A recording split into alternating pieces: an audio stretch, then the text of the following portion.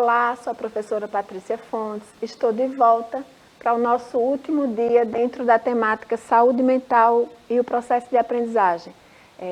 Passamos a semana conversando sobre a importância de pensarmos em bem-estar quando a gente se propõe a trabalhar com desenvolvimento, trabalhar com aprendizagem, trabalhar com aquisição de habilidades e competências dentro dessa configuração de escola inclusiva que a gente constrói, que a gente está construindo diariamente. Então, falamos da importância dos afetos, falamos das habilidades indispensáveis para que a gente possa continuar se desenvolvendo e se sentindo bem, né? Falamos do que é indispensável dentro do processo de interação, na nossa comunicação, na seleção de atividades, na seleção de estratégias. Hoje a gente vai falar um pouco sobre os cuidados que a gente precisa ter quando a gente pensa em trabalhar com bem-estar, quando a gente pensa em trabalhar com saúde mental. Então, obviamente que toda estratégia que a gente seleciona dentro do ambiente de aprendizagem, a gente precisa ter alguns cuidados.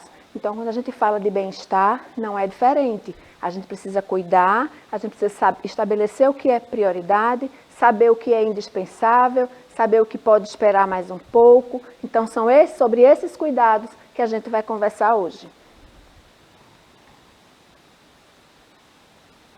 Lembram que quando a gente conversou sobre desenho universal, a gente falou do quanto é importante a gente enxergar o estudante a partir da sua integralidade, né? E aí, quando a gente vem falar de bem-estar, a gente precisa considerar também que a integralidade, ela contempla o desenvolvimento emocional e ela contempla o desenvolvimento cognitivo.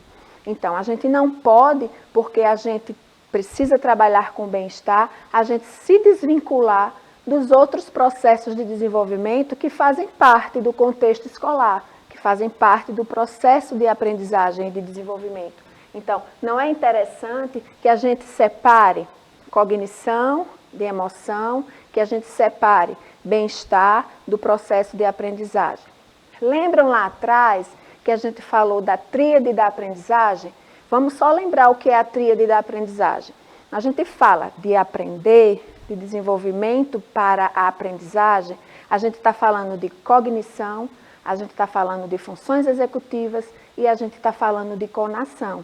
Então, só quando a gente percebe essa tríade, a gente já entende que não dá para separar de forma alguma a questão das emoções do processo de aprendizagem. Então, a gente precisa continuar entendendo, facilitando, percebendo esse olhar em todo o ambiente escolar para o estudante inteiro, integral. Ora, a educação não é integral, né? A gente não quer desenvolvimento global, então essa integralidade precisa ser percebida. O contexto, não é? Como é que eu vou trabalhar estratégias, querer desenvolver habilidades relacionadas ao bem-estar, se eu não considero o contexto que o estudante está inserido, seja no ambiente de aprendizagem institucionalizado, e aí a gente fala de escola, seja nas suas vivências fora da escola.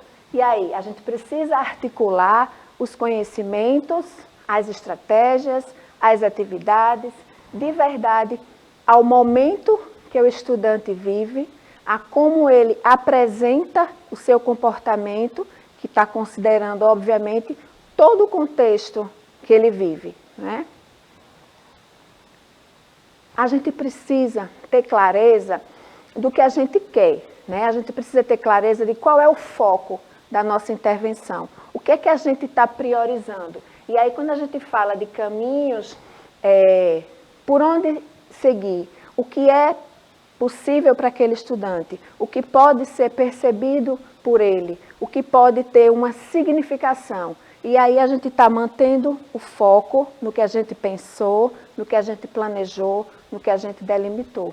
Não é porque eu estou priorizando, não é porque eu estou entendendo que o bem-estar é importante, que eu vou me desviar do meu planejamento pedagógico, que eu vou desviar da importância que existe a adequação e a adaptação. Então, manter esse foco em todas essas estratégias e ainda trabalhar o conceito de bem-estar é importante, sim, para o desenvolvimento. porque a gente entende e a gente percebe e precisa perceber esse estudante de forma holística. A gente precisa percebê-lo de forma inteira, integral e mantendo o foco. Lembram da flexibilidade que a gente vem falando desde o nosso primeiro encontro? A gente lembra, e que a gente falou no desenho universal, que um dos grandes desafios, uma das grandes barreiras que a gente precisa minimizar é a questão do currículo, né? É a questão do currículo inflexível. E quando eu falo de flexibilizar, eu falo de verdade, de perceber individualidades, de perceber potências. E quando a gente fala de bem-estar, a flexibilidade também precisa estar muito viva. E aí os processos, as ferramentas que a gente vai utilizar, o indivíduo, né, interagindo com tudo isso, com as nossas escolhas, com as nossas demandas, com as nossas estratégias. E a gente precisa entender que a gente não quer formatar um estudante, a gente quer percebê-lo com tudo que ele traz, né, de possibilidade, de singularidade, para a gente poder personalizar. A gente não quer formatar, a gente quer adequar.